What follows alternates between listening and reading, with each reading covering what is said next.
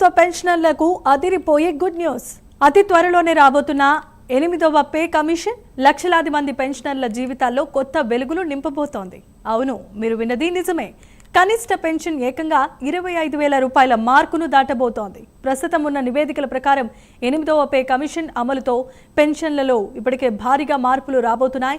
ముఖ్యంగా fitment factory ఈసారి పెన్షనర్లకు వరంగా మారబోతోంది. గతంలో 2.57గా ఉన్న ఈ ఫ్యాక్టర్ ఇప్పుడు ఏకంగా 2.86కు పెరిగే అవకాశం కనిపిస్తోంది.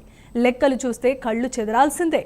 ఒకవేళ ప్రభుత్వం 2.86 ఫిట్మెంట్ ఫ్యాక్టర్ను ఖరారు చేస్తే ప్రస్తుతం నెలకు అందుతున్న 9,000 రూపాయల కనీస పెన్షన్ ఏకంగా 25,740 రూపాయలకు పెరగబోతోంది. అంటే దాదాపుగా 3 రెట్ల పెరుగుదల అన్నమాట.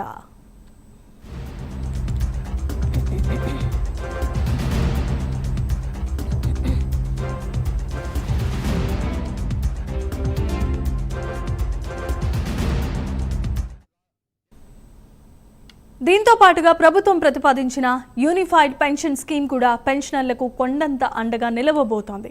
దీని ప్రకారం 25 ఏళ్ల సర్వీసు పూర్తి చేసిన వారికి రిటైర్మెంట్కు ముందున్న 12 నెలల యావరేజ్ బేసిక్ పేలో 50% పెన్షన్గా అందుతోంది. అంతేకాదు కనీసం 10 ఏళ్లు పనిచేసిన వారికి కూడా నెలకు 10,000 రూపాయల కనీస పెన్షన్ గ్యారంటీ ఉండబోతోంది.